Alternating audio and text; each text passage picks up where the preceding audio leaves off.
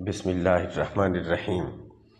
علامہ Iqbal, Open University, B S Arabic, semester number 5، code 4910 کی پہلی مشق کے تیسرے سوال میں تفسیر کی اقسام کے متعلق پوچھا گیا ہے۔ سب سے پہلے تفسیر بالماثور کا مفہوم مفسرین کے نزدیک یہ ہے کہ تفسیر بالماثور کو تفسیر بالروایت یا تفسیر نقلی کہا جاتا ہے اور ذکر کیا جاتا ہے۔ تفسیر بالماثور کو تفسیر بالرائے کے مقابل بیان کیا جاتا ہے اور ذکر کیا جاتا ہے۔ تفسیر نقلی کو تفسیر فعلی کے مقابل میں لغت میں ماثور اسم مفعول ہے، بمعنی منقول ہے۔ اختصار کے پیش نظر نچلی سطر و عمل معصور پر آ جائے کہ معصور جو ہے وہ قائم ہوتا ہے روایت اور نقل پر، اور اطلاق ہوتا ہے اس پر جو کہ اسلاف نے پیچھے چھوڑا، علم حدیث اور علم روایات سے، اور اس کے علاوہ ان علوم پر جو اس کے علاوہ ہیں، اور زیادہ تر اس کا اطلاق علم حدیث اور علم روایات پر ہوتا ہے، یعنی جس پر زیادہ تر اس کا اطلاق ہوتا ہے ان کو بیان کیا ہے، یعنی علم حدیث اور علم روایات۔ دوسرے نمبر پر تفسیر معصور کا مفہوم ہے کہ جو خود قرآن مجید میں اس کی بعض آیات کی تفسیر اور تفصیل کے لحاظ سے آیا ہے، یعنی قرآن مجید نے خود ہی بیان کر دیا، جسے ہم تفسیر القرآن بالقرآن کہتے ہیں،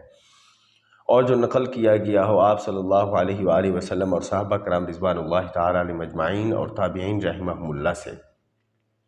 کہ اللہ تعالیٰ کی مراد اپنی کتاب کی نصوص سے کیا ہے، اور اختلاف کیا ہے علماء مفسرین نے اس کے بارے جو تابعین رحمہم اللہ سے منقول ہو کہ کیا وہ تفسیر بالماثور کے قبیل سے ہے یا تفسیر بالرائے کے قبیل سے ہے، اور علماء تفسیر کی ایک جماعت نے اسے تفسیر بالماثور میں شمار کیا ہے، اس بات کا اعتبار کرتے ہوئے کہ تابعین رحمہم اللہ نے صحابہ کرام رضوان اللہ علیہم اجمعین کے ساتھ زندگی گزاری ہے اور ان سے اکتساب علم کیا ہے، اور وہ اچھے اسلاف میں سے تھے۔ اس سے آگے اختصار کے پیش نظر میں بیان کرنے سے قاصر ہوں، اور صفحہ نمبر 140، 141 اور 142، ان 3 صفحات اور 142 کی پہلی 3 سطروں کا مفہوم سمجھنے کے لیے ہمارے اسی مشق یعنی کوڈ نمبر 4910 کی پہلی مشق کے دوسرے سوال کے لیکچر کو ہمارے اسی یوٹیوب چینل پر ملاحظہ فرمائیں، اس میں یہ ساری چیزیں بیان کر دی گئی ہیں۔ اس لیکچر میں اختصار کے پیش نظر تفسیر بالماثور کی مزید تفصیل بیان نہیں ہوگی۔ اس سے آگے اسی صفحہ پر یعنی 142 صفحہ پر صحابہ رضوان اللہ تعالی علیہم اجمعین اور تابعین رحمہم اللہ کے اقوال سے استدلال کی شرائط بیان ہو رہی ہیں۔ سب سے پہلی شرط یہ ہے کہ ضروری ہے کہ ان کی تفسیر سند صحیح سے ثابت ہو۔ دوسری شرط یہ ہے کہ جو بات صحیح نہیں اس پر اعتبار نہیں کیا جائے گا، جیسا کہ ضعیف سند والی حدیث کے ذریعے سے منقول تفسیر۔ تیسری شرط یہ ہے کہ ایسے آدمی کی تفسیر کا اعتبار نہیں کیا جائے گا جو کہ ثقات میں سے نہ ہو، اگرچہ اسناد اس کی طرف صحیح ہوں۔ چوتھی یہ ہے کہ جب مخالف ہو ان کے کوئی قول مشہور تو ان کی تفسیر کی بنیاد پر حجت قائم نہیں کی جائے گی، یعنی ان کے قول مشہور ان کے مخالف جا رہا ہو تو ان کی تفسیر کی بھی حجت قائم نہیں ہوگی، ان کی تفسیر کو نہیں مانا جائے گا۔ اگلی عبارت کے خلاصہ کے طور پر عرض ہے کہ علماء تفسیر نے اپنی تفاسیر کے مقدمات میں صحابہ رضوان اللہ تعالی علیہم اجمعین اور تابعین رحمہم اللہ کی تفسیر کو قبول کرنے کی یہ شرائط ذکر کی ہیں، یعنی یہ نہیں ہے ممکن کہ تراکیب قرآنیہ میں سے ہر ترکیب کی تفسیر ثابت ہو سلف سے، بلکہ خالی ہے اس سے قرآن مجید کا کثیر حصہ خالی ہے۔ یہی وجہ ہے کہ نہیں ہے اعتبار ضعیف قول کا اور نہ ہی اس قول کا جو ان میں ثقہ نہ ہو۔ یہ 4 اقسام ہیں تفسیر معصور کی جو قرآن کریم کی تفسیر میں بیان ہوئی ہیں۔ اگر آپ دیکھنا چاہیں تو صفحہ نمبر 140 پر مختصراً ان کے اسماء مذکور ہیں، اور استدلال کیا علماء مفسرین نے ان 4 اقسام کے ساتھ اپنی کتب میں۔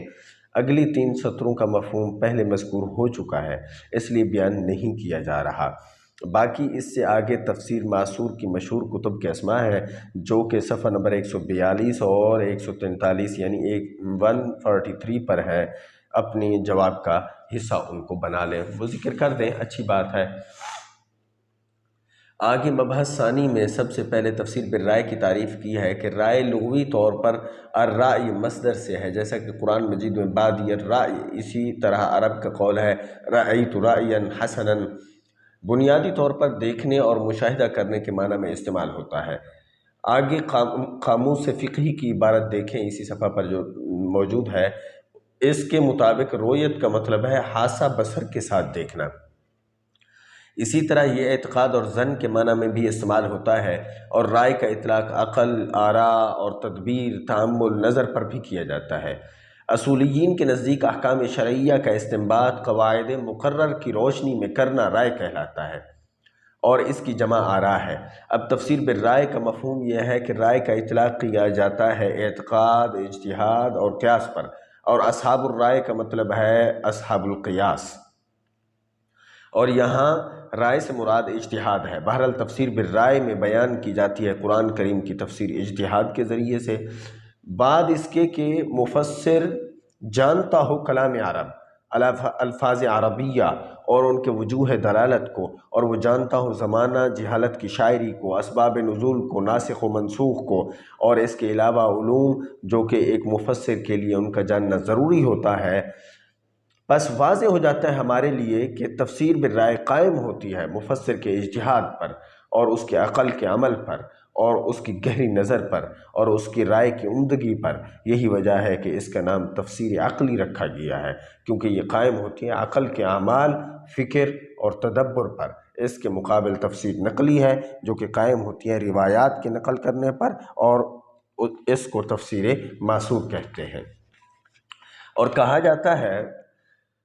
اس کو تفسیر بالرائے اور تفسیر بالدرایت۔ تفسیر بالرائے مقابل ہوتی ہے تفسیر بالماثور کے، اور تفسیر بالدرایت مقابل ہوتی ہے تفسیر بالروایت کے۔ اسی طرح نام رکھا گیا ہے تفسیر نظری جو کہ مقابل ہے تفسیر اثری کے۔ تفسیر بالرائے کی دو قسمیں ہیں، ایک تفسیر بالرائے محمود اور دوسری تفسیر بالرائے مذموم ہے۔ اب تک جو تفسیر بیان کی گئی ہے وہ تفسیر بالرائے محمود کی ہے، یعنی جس کی بنیاد قائم ہوتی ہے علمیت پر، اور وہ ثابت ہوتی ہے شرائط اور ضوابط کی بنیاد پر، اور تفسیر بالرائے مذموم جو ہے وہ قائم ہوتی ہے خواہشات اور جہالت پر۔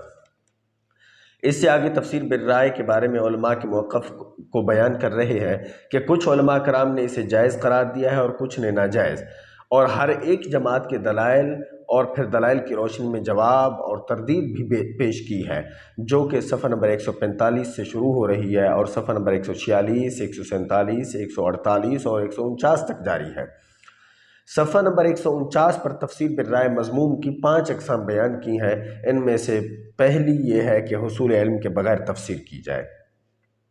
دوسری یہ ہے کہ مبہم کی تشریح جسے صرف اللہ جانتا ہو یہ کی جائے، یعنی مبہم کی تفسیر کی جائے، تیسری یہ ہے کہ عقیدہ کو بنیاد بنا کر فاسد عقیدہ کی مشروع تشریح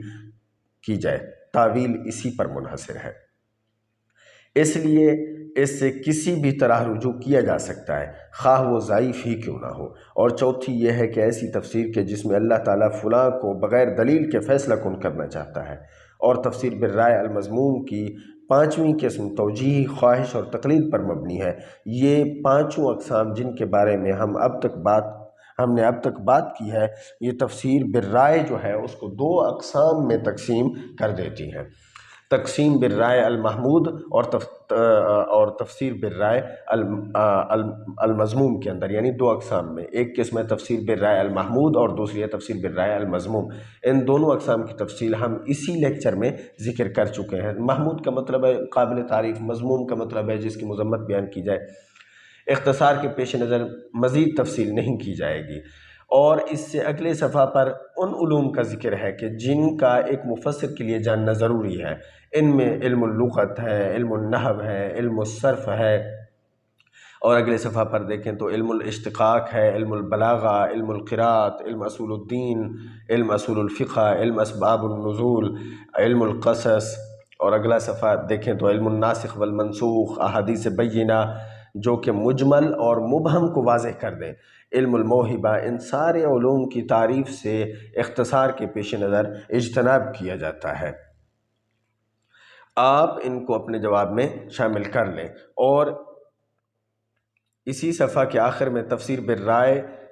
کی مشہور تفاسیر کے نام مذکور ہیں، جو کہ ان میں سے کچھ صفحہ نمبر 153 پر بھی ہیں، یہ بھی لکھ لیں تو مناسب رہے گا، تاکہ آپ کے جواب کا جو ہے وہ 20 نمبر کا احاطہ ممکن ہو سکے۔